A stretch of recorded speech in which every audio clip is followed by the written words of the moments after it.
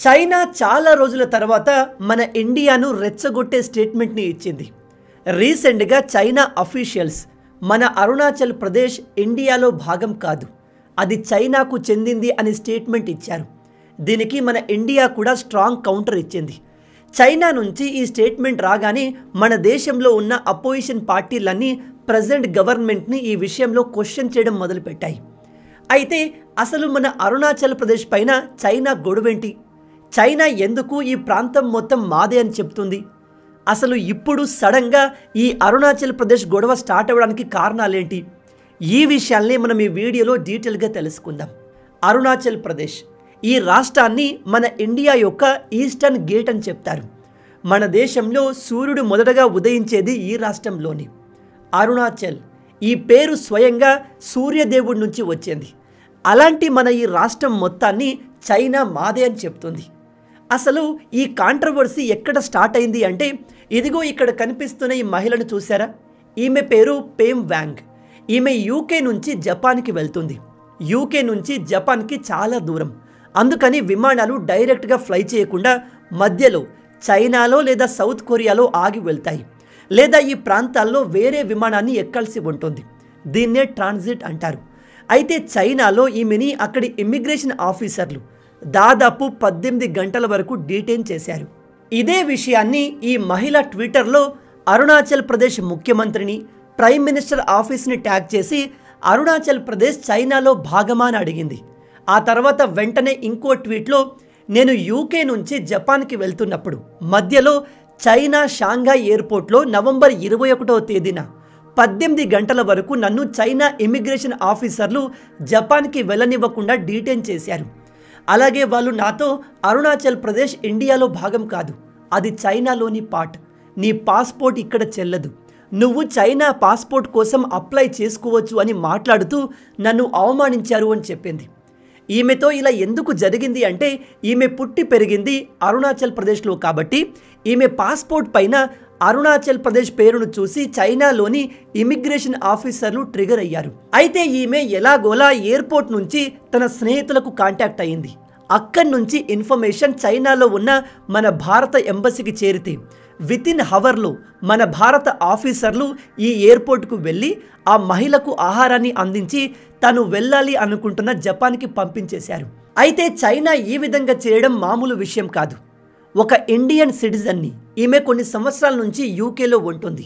చైనాలో ఆపి నువ్వు పుట్టిన అరుణాచల్ ప్రదేశ్ ఇండియాది కాదు, చైనాలో భాగమని చెప్పడం చైనా యొక్క యారోగెన్స్ని చూపిస్తుంది. చైనా ఈ విధంగా కేవలం మనతోనే కాదు, చాలా దేశాలతో చేస్తుంది.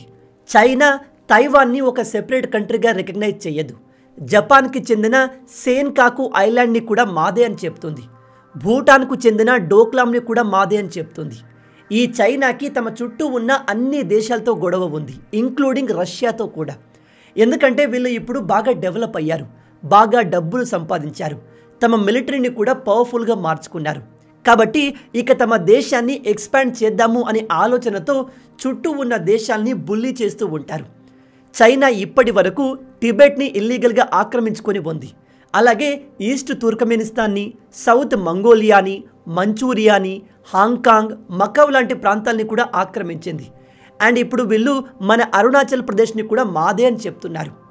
ఈ ఇన్సిడెంట్ బయటకు రాగానే అరుణాచల్ ప్రదేశ్ ముఖ్యమంత్రితో పాటు సెంట్రల్ గవర్నమెంట్ కూడా వెంటనే రియాక్ట్ అయ్యింది. షాకింగ్ విషయం ఏమిటంటే, చైనాకు ఎంత బలుపు అంటే, మన ఇండియా చైనాను డైరెక్ట్గా అడిగింది, మీరు మా సిటిజన్తో ఇలా ఎందుకు చేశారు అని. దానికి వాళ్ళు ఏం ఆన్సర్ ఇచ్చారో తెలుసా? ఒకసారి ఈ వీడియో చూడండి. 中方对此有何评论？ First of all, Jiangnan is China's territory. China never acknowledges the so-called Arunachal Pradesh illegally set up by India. As for the individual case you mentioned, we've learned that during the whole process, China's border inspection authorities have gone through the whole process in accordance with laws and regulations and had just enforcement and fully protected the lawful rights. ఈమె చెబుతుంది, మేము ఆ మహిళను ఇబ్బంది పెట్టలేదు, ఈమె పాస్పోర్ట్ని invalid అని మేము చెప్పింది వాస్తవం. ఎందుకంటే చైనా అరుణాచల్ ప్రదేశ్ని అక్నాలెడ్జ్ చేయదు. ఈ సోకాల్డ్ అరుణాచల్ ప్రదేశ్ అనేది చైనాలోని ఒక భాగం. దీని ఒరిజినల్ నేమ్ జాంగ్నన్ అంటూ ఇండియాకు అగెన్స్ట్గా ఓపెన్ స్టేట్మెంట్ ఇచ్చారు. చైనా ఇప్పుడే కాదు, ఇంతకు ముందు కూడా చాలాసార్లు మన ఇండియాలోని భూభాగాల్ని తమ దేశంలో చూపించుకుంటూ వాటికి చైనా పేర్లను పెట్టారు. దీనికి మన భారత్ రెస్పాండ్ అవుతూ మీరు ఎటువంటి పేర్లైనా పెట్టుకోండి, దాంతో రియాలిటీ మారదు.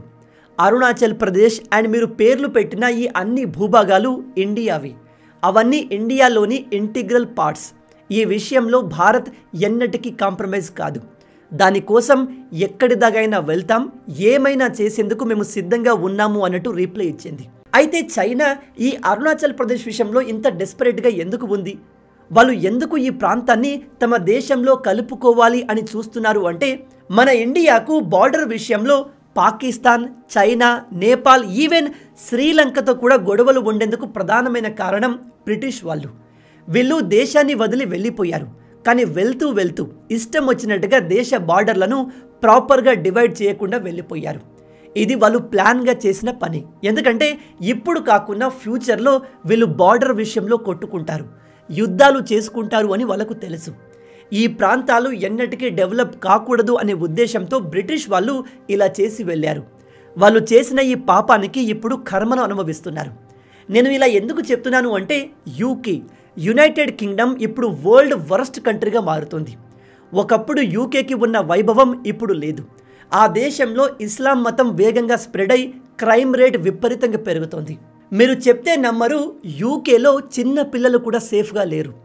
అక్కడ పాకిస్తాన్ నుంచి వెళ్ళిన వాళ్ళు గ్రూపులుగా ఏర్పడి చిన్న పిల్లలపైన అత్యాచారం చేస్తున్నారు. ఒకరు ఇద్దరు కాదు, వేల మందితో ఇలా జరుగుతుంది. ఇలా జరుగుతున్నప్పటికీ అక్కడి ప్రభుత్వం ఈ విషయంలో పెద్దగా రెస్పాండ్ కావట్లేదు. ఇది కంప్లీట్గా వేరే టాపిక్, దీని గురించి ఎప్పుడైనా డిస్కస్ చేద్దాం. మన ఇండియాకు నార్త్ భాగంలో అతిపెద్ద భూభాగమైన టిబెట్ ఉంటుంది. ఇది నిజానికి ఒక ఇండిపెండెంట్ కంట్రీ. కానీ 1951 సమయంలో చైనా టిబెట్ మొత్తాన్ని ఆక్రమించుకొని తమ దేశంలో కలిపేసుకుంది. చైనా టిబెట్ని ఆక్యుపై చేసినప్పుడు ఇండియా టిబెట్కి హెల్ప్ చేయాల్సింది, మనం చైనాను వెనక్కి తరమాల్సింది. కానీ ఆ సమయంలో ప్రైమ్ మినిస్టర్గా ఉన్న నెహ్రూ గారు అలా చేయడానికి ఒప్పుకోలేదు. దాంతో చైనా టిబెట్ని ఆక్యుపై చేయడంతో పాటు మన కాశ్మీర్లోని కొంత భాగాన్ని, అక్సై చిన్ని కూడా ఆక్యుపై చేసింది. ఒకప్పుడు చైనాకు బార్డర్గా మెక్మోహన్ రేఖ ఉండేది, కానీ ఇప్పుడు చైనా ఇండియా బార్డర్గా LAC line of actual control ఉంది. ఇండియాకు చైనాకు దాదాపు 3500 కిలోమీటర్ల బార్డర్ లైన్ ఉంది. ఇందులో జమ్మూ కాశ్మీర్ బార్డర్ లెంత్ 1597 కిలోమీటర్లు ఉంటుంది. అయితే చైనా మన అరుణాచల్ ప్రదేశ్ని ఎందుకు టార్గెట్ చేస్తుంది అంటే, వీళ్ళ ప్రకారం అరుణాచల్ ప్రదేశ్ అనేది టిబెట్లోని దక్షిణ భాగం. అంటే వీళ్ళు టిబెట్ని అరుణాచల్ ప్రదేశ్ని కలిపి చూస్తారు. మన అరుణాచల్ ప్రదేశ్లో ఒక మఠ్ ఉంది, దాన్ని తవాంగ్ మఠ్ అంటారు. దీనికి టిబెట్తో కనెక్షన్లు ఉన్నాయి. పూర్వకాలంలో టిబెట్ ప్రజలు ఈ మఠ్కి వచ్చేవారు అండ్ ఇక్కడి తవాంగ్ ప్రజలు టిబెట్ని విజిట్ చేసేవారు. కాబట్టి అరుణాచల్ ప్రదేశ్ అండ్ టిబెట్ రెండు ఒకటే. చైనా టిబెట్ మొత్తాన్ని ఆక్రమించుకుంది కాబట్టి ఇప్పుడు అరుణాచల్ ప్రదేశ్ కూడా మాదే అనేది చైనా ఆర్గ్యుమెంట్. ఈ గొడవంతా ఎందుకు స్టార్ట్ అయింది అంటే, 1951 సమయంలో మహానుభావులైన నెహ్రూ గారు చైనా టిబెట్ పైన ఆక్రమణ చేస్తున్నప్పుడు మన మిలిటరీని పంపి టిబెట్ని కాపాడి ఉంటే బాగుండేది, లేదా మన బార్డర్లో సెక్యూరిటీని పెంచి ఉంటే ప్రజెంట్ ఈ ప్రాబ్లం మనకు వచ్చేది కాదు. ఎందుకంటే చైనా అప్పుడు ప్రజెంట్ ఉన్నంత స్ట్రాంగ్ ఉండేది కాదు. ఆ టైంలో మనము చైనా ఆల్మోస్ట్ సేమ్ పవర్ని కలిగి ఉండేవాళ్ళం. అప్పుడు మనం అలర్ట్గా ఉండి ఉంటే చైనాతో ఇన్ని గొడవలు వచ్చేవే కాదు. ఎనీవే, ఇక్కడ చైనా ఇంకో ప్లాన్ ఏమిటంటే, అరుణాచల్ ప్రదేశ్ని వాళ్ళు కంట్రోల్లోకి తెచ్చుకుంటే అక్కడి నుంచి వీళ్ళు చాలా ఈజీగా భూటాన్ని బెదిరించవచ్చు, అలాగే మయన్మార్ని కూడా కంట్రోల్ చేయవచ్చు. ఓవరాల్గా చైనా ఇదిగో ఈ ప్రాంతం మొత్తాన్ని తన కంట్రోల్లోకి, తన పట్టులోకి తెచ్చుకోవాలి అని చూస్తుంది. దానికి వాళ్లకు అరుణాచల్ ప్రదేశ్ కావాలి. వీళ్లకు ఇంత కాన్ఫిడెన్స్, ఇంత తలపొగరు ఎందుకు అంటే, వీళ్ళు ఆల్రెడీ బంగ్లాదేశ్, పాకిస్తాన్ లాంటి చిల్లర దేశాల్ని డబ్బులు పడేసి కొనేశారు. అక్కడి ప్రైమ్ మినిస్టర్లు, మిలిటరీ ఆఫీసర్లు చైనా కాళ్ళ దగ్గరికి వచ్చి కూర్చుంటారు. ఆ దేశాలకు సెల్ఫ్ రెస్పెక్ట్ అనేది ఏది కూడా ఉండదు. వీళ్ళ కారణంగా ఇప్పుడు చైనా ప్రెజర్ మన ఇండియా మీద పడుతుంది. చైనా ఇప్పుడు మన ఇండియా పైన యుద్ధానికి వచ్చే అవకాశం ఉందా అంటే ప్రజెంట్ అయితే లేదు. ఎందుకంటే వాళ్ళు ప్రజెంట్ ప్రపంచంలోనే వన్ ఆఫ్ ది స్ట్రాంగెస్ట్ ఎకానమీగా మారాలి అని చూస్తున్నారు. అలాంటి గోల్స్ ఉన్న దేశం యుద్ధాన్ని స్టార్ట్ చేస్తే వాళ్ళ డ్రీమ్స్ అన్నీ షాటర్ అవుతాయి. ఉదాహరణకి రష్యా తమ కంటే ఎంతో చిన్నదైన యూక్రెయిన్తో గత 4 సంవత్సరాల నుంచి పోరాడుతుంది. ఆ యుద్ధం వల్ల రష్యా ఎకానమీ ఎలా ఎఫెక్ట్ అయిందో చైనా బాగా గమనించింది. అలాగే ప్రజెంట్ చైనాకు ఉన్న అతిపెద్ద ఛాలెంజ్ తైవాన్ని ఆక్రమించడం. కానీ తైవాన్ చిన్న దేశం అయినప్పటికీ వీక్ కంట్రీ కాదు.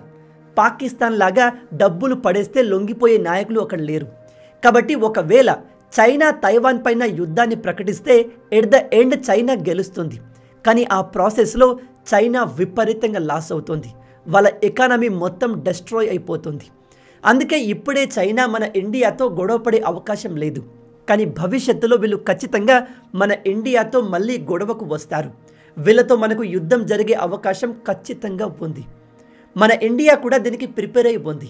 ఇప్పుడు మీలో కొందరికి డౌట్ రావచ్చు, బ్రదర్ ఇప్పుడు ఇండియాకు చైనాకు యుద్ధం జరిగితే ఎవరు గెలుస్తారు అని. చైనా తైవాన్ మధ్య యుద్ధం జరిగితే చైనా గెలుస్తుంది. ఎందుకంటే చైనా చాలా పెద్ద కంట్రీ, పవర్ఫుల్ కంట్రీ. కానీ ఇండియా చైనా యుద్ధం జరిగితే ఇందులో విన్నర్స్ ఎవరు ఉండరు.